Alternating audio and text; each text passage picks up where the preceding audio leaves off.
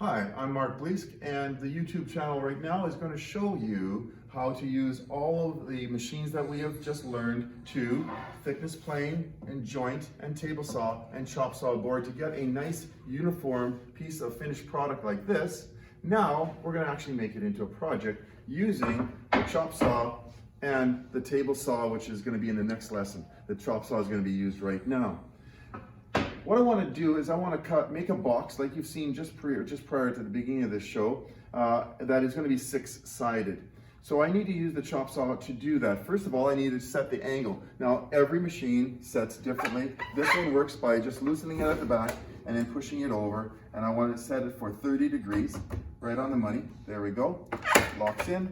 There we go. I have 30 degrees. Now every machine is a little different, but they all have degrees on the back side, somewhere at the front, that say where the angle is, and we want a angle like that, 30 degrees, because 30 degrees is going to give us six sides. I'm going to put the wood up against here and make sure it is nice and tight against the fence, making sure there's no air showing. Lock it down, bring my machine down, and I'm ready to cut.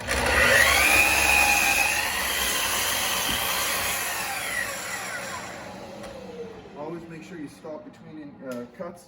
Now remember, I'm teaching for a junior high audience, so I want to make sure that two hands are on the machine, that they wait for the blade to stop before going and taking out any material, and that they are standing properly at the machine, having a good balance, only one person in the yellow area when we're cutting.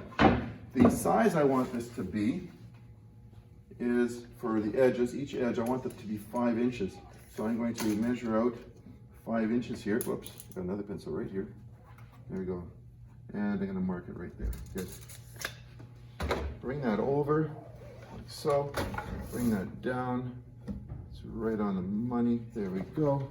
And then what I'm going to do is I'm going to actually make a little line right on my machine itself, and that can be erased. So it's a really good way to make multiple lines. You can set up a stop block there as well by just clamping something on there, but a line works just as well. I'm going to put it up against the fence, lock it in, no air to be seen. That's great. And take the pencil up before I fall on it. 2 hands on the handle, start it up. And I wait till it stops because I don't want to have make a double cut on that. But you notice I flipped the board over. So I have the angles going this way and that way. That's really important. I make sure I flip the board over.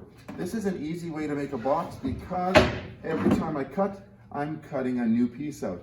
The other way we could do it is where I have to double cut, double cut, double cut.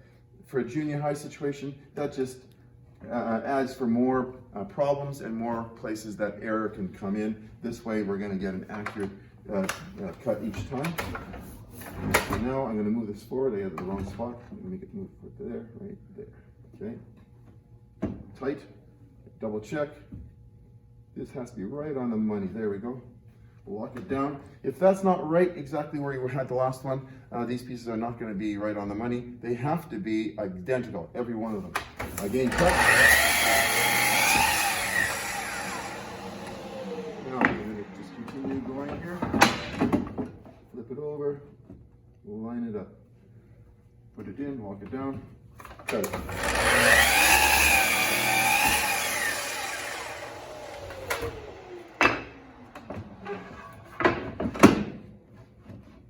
Okay. Tight against the fence. Lock it down. 2 hands.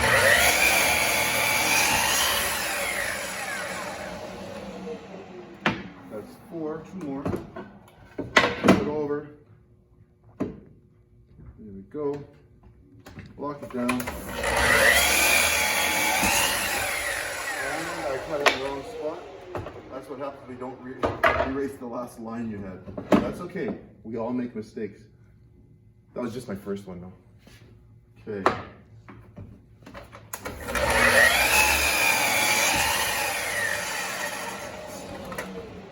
And again, let's do it to the right spot.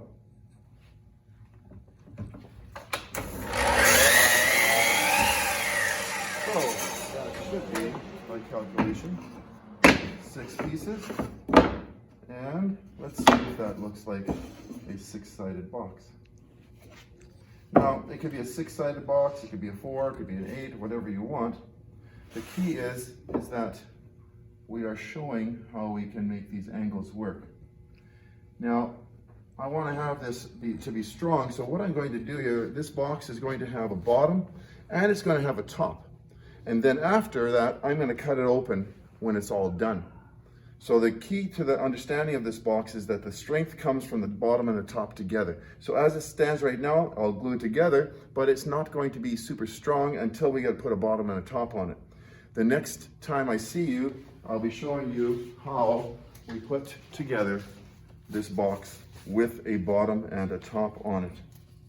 So right now, suffice to say, I'm going to put this together, make sure that everything worked, that we did it right. This is called a band clamp. They are incredibly good for doing this kind of work.